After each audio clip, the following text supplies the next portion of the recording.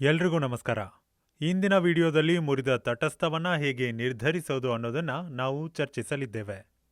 Objective: ಈ ವಿಡಿಯೋದ ಕೊನೆಯಲ್ಲಿ ನೀವು ಕಲಿಯುವುದು 3 ಹಂತ 4 ತಂತಿ ವ್ಯವಸ್ಥೆಯಲ್ಲಿ ತಟಸ್ಥ ತಂತಿ ಆರೋಗ್ಯಕರವಾಗಿದೆಯೇ ಎಂದು ಪರಿಶೀಲಿಸುವುದು. 3 ಹಂತದ 4 ತಂತಿ ವ್ಯವಸ್ಥೆಯಲ್ಲಿ ಮುರಿದ ತಟಸ್ಥ ಪರಿಣಾಮವನ್ನು ಪರಿಶೀಲಿಸುವುದು. 3 ಹಂತದ ಸರ್ಕ್ಯೂಟ್ನಲ್ಲಿ ತಟಸ್ಥವು ಮುರಿದು ಹೋದರೆ ಏನಾಗುತ್ತದೆ? 3 ಹಂತದ ಸರ್ಕ್ಯೂಟ್ಗಳಲ್ಲಿನ ಲೋಡ್ಗಳು ಸಂಪೂರ್ಣವಾಗಿ ಸಮತೋಲಿತವಾಗಿದ್ದರೆ ಯಾವುದೇ ನಿರ್ದಿಷ್ಟ ಕ್ಷಣದಲ್ಲಿ 3 ಹಂತದ ಪ್ರವಾಹಗಳ ಮೊತ್ತವು ಶೂನ್ಯಕ್ಕೆ ಸಮವಾಗಿರುತ್ತದೆ. ನಂತರ ತಟಸ್ಥ ಸಾಲಿನಲ್ಲಿ ಯಾವುದೇ ಕರೆಂಟ್ ಇಲ್ಲ, ಆದ್ದರಿಂದ ಅದನ್ನು ಸಂಪೂರ್ಣ ಕಡಿತಗೊಳಿಸುವುದರಿಂದ ಯಾವುದೇ ಪರಿಣಾಮ ಬೀರುವುದಿಲ್ಲ. ಆದರೆ ನೈಜ ಜಗತ್ತಿನಲ್ಲಿ ಅದು ಎಂದಿಗೂ ಸಂಭವಿಸುವುದಿಲ್ಲ. ಲೋಡ್ಗಳಲ್ಲಿ ಯಾವಾಗಲೂ ಅಸಮತೋಲನ ಇರುತ್ತದೆ, ಎಷ್ಟೇ ಚಿಕ್ಕದಾಗಿದ್ದರೂ. ಆದ್ದರಿಂದ ಅಸಮತೋಲಿತ 3 ಹಂತದ ವಿದ್ಯುತ್ ಲೋಡ್ ಲೈನ್ ಪ್ರವಾಹಗಳು ವಿಭಿನ್ನವಾಗಿವೆ ಮತ್ತು ತಟಸ್ಥ ಪ್ರವಾಹವು ಶೂನ್ಯವಲ್ಲ. ನಂತರ ತಟಸ್ಥ ವಿದ್ಯುತ್ IN ತಟಸ್ಥ ವಾಹಕದ ಮೂಲಕ ಹರಿಯುತ್ತದೆ. ತಟಸ್ಥ ತಂತಿಯು ಮುರಿದು ಹೋದರೆ ಅಥವಾ ಸಂಪರ್ಕ ಕಡಿತಗೊಂಡರೆ ಈ ತಟಸ್ಥ ಪ್ರವಾಹವು ರೇಖೆಗಳ ಮೂಲಕ ಪೂರೈಕೆಗೆ ಹಿಂತಿರುಗುವ ಮಾರ್ಗವನ್ನು ತೆಗೆದುಕೊಳ್ಳುತ್ತದೆ. ಇದು ಎಲ್ಲ 3 ಹಂತಗಳ ಪೂರೈಕೆ ವೋಲ್ಟೇಜ್ಗಳಲ್ಲಿ ಏರಿಳಿತಗಳನ್ನು ಉಂಟುಮಾಡುತ್ತದೆ. ಮಲ್ಟಿಮೀಟರ್ ಬಳಸುವುದು: ಮೊದಲು ನೀಡಿರುವ ಸರ್ಕ್ಯೂಟ್ ರೇಖಾಚಿತ್ರದ ಪ್ರಕಾರ ಸಂಪರ್ಕಗಳನ್ನು ಮಾಡಿ. 3ರ ಸರ್ಕ್ಯೂಟ್ ಅನ್ನು ತೋರಿಸಿ. ಹಂತ 4 ತಂತಿ ವ್ಯವಸ್ಥೆ.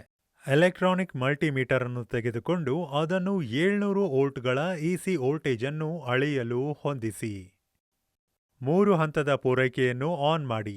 R ಮತ್ತು Y ಮತ್ತು B ಮತ್ತು B ಮತ್ತು R ನಡುವೆ ಪ್ರೋಬ್ಗಳನ್ನು ಇರಿಸಿ ಮತ್ತು ಮಲ್ಟಿಮೀಟರ್ 400 ವೋಲ್ಟ್ಗಳ ಲೈನ್ ವೋಲ್ಟೇಜ್ ಅನ್ನು ಓದುತ್ತದೆ ಎಂದು ಖಚಿತಪಡಿಸಿಕೊಳ್ಳಿ. ಎಲ್ಲದರ ನಡುವೆ ಶೋಧಕಗಳನ್ನು ಇರಿಸಿದ ವೋಲ್ಟೇಜ್ ಅನ್ನು ಅಳೆಯಲು 3 ಹಂತಗಳು: R ಮತ್ತು ನ್ಯೂಟ್ರಲ್, Y ಮತ್ತು ತಟಸ್ಥ, B ಮತ್ತು ತಟಸ್ಥ.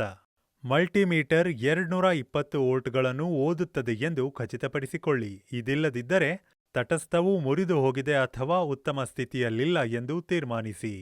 ನೀವು ಮುರಿದ ಕಬ್ಬಿಣದ ವೋಲ್ಟ್ ಮೀಟರ್ ಅನ್ನು ಸಹ ಬಳಸಬಹುದು. 0 ದಿಂದ 600 ಮುರಿದ ತಟಸ್ಥವನ್ನು ಪರೀಕ್ಷಿಸಲು ವೋಲ್ಟ್ಗಳು. ಕಾರ್ಯ 2: ಪರೀಕ್ಷಾ ದೀಪಗಳನ್ನು ಬಳಸಿಕೊಂಡು ತಟಸ್ಥವನ್ನು ಪರಿಶೀಲಿಸಲಾಗುತ್ತಿದೆ. ಸರ್ಕ್ಯೂಟ್ನ 3 ಶಾಖೆಗಳನ್ನು ಮಾಡಿ. ದೀಪ L1 ಆಮ್ಮೀಟರ್ A1 ನೊಂದಿಗೆ ಸರಣಿ ಮತ್ತು switch S1. Lamp L2 ammeter A2 ಸರಣಿಯಲ್ಲಿ ಮತ್ತು switch S2. Lamp L3 ammeter A3 ಮತ್ತು ಸ್ವಿಚ್ S3 ಸರಣಿಯಲ್ಲಿ. ಪ್ರತಿ ಹಂತದಲ್ಲಿ ಎಲ್ಲಾ 3 ಶಾಖೆಗಳನ್ನು ಸಂಪರ್ಕಿಸಿ. R, Y ಮತ್ತು B. ವಿದ್ಯುತ್ ಸರಬರಾಜನ್ನು ಆನ್ ಮಾಡಿ. S1, S2 ಮತ್ತು S3 ಸ್ವಿಚ್ಗಳನ್ನು ಮುಚ್ಚಿ. 1 ಚದರ ಅಳತೆಯ ನಿರೋಧಕ ತಾಮ್ರದ ತಂತಿಯನ್ನು ತೆಗೆದುಕೊಳ್ಳಿ. ಮಿಲಿಮೀಟರ್ ಮತ್ತು 1 ಮೀಟರ್ ಉದ್ದವಾಗಿ ಇಡಿ. S1, S2 ಮತ್ತು S3 ಸ್ವಿಚ್ಗಳ ತುದಿಗಳ ನಡುವೆ ತಂತಿಯನ್ನು ಇರಿಸಿ ಮತ್ತು ತಟಸ್ಥ. L1, L2 ಮತ್ತು L3 ದೀಪಗಳು ಹೊಳೆಯುತ್ತಿವೆಯೇ ಎಂದು ಖಚಿತಪಡಿಸಿಕೊಳ್ಳಿ. ಇನ್ಸುಲೇಟೆಡ್ ತಾಮ್ರದ ತಂತಿಯ ಮೂಲಕ ತಟಸ್ಥದೊಂದಿಗೆ ಸಂಪರ್ಕಿಸಿದಾಗ ಆಮ್ಮೀಟರ್ ವಾಚನಗಳಲ್ಲಿ ಒಂದು ವಿಚಲನೆ. ದೀಪಗಳು ಬೆಳಗದಿದ್ದರೆ ತಟಸ್ಥವು ಆರೋಗ್ಯಕರವಾಗಿಲ್ಲ ಅಥವಾ ಮುರಿದು ಹೋಗಿಲ್ಲ ಎಂದು ತೀರ್ಮಾನಿಸಿ.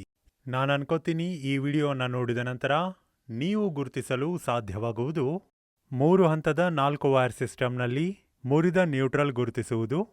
ವೀಕ್ಷಿಸಿದ್ದಕ್ಕೆ ಧನ್ಯವಾದಗಳು. ಶುಭ ದಿನ.